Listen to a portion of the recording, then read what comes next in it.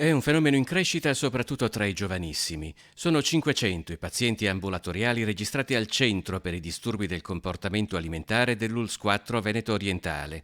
Di questi la maggioranza sono con diagnosi di anoressia ed una minoranza di bulimia.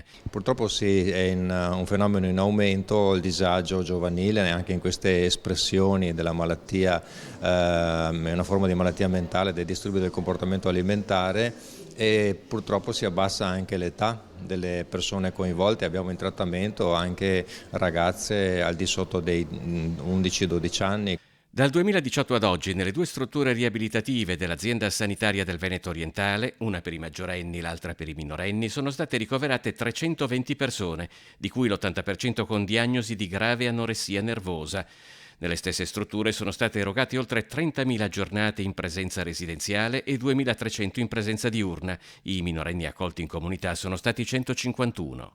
Come sempre prevalenza delle femmine giovanissime in età quasi spesso prepubere, se non appena pubere, quindi preadolescenti sostanzialmente.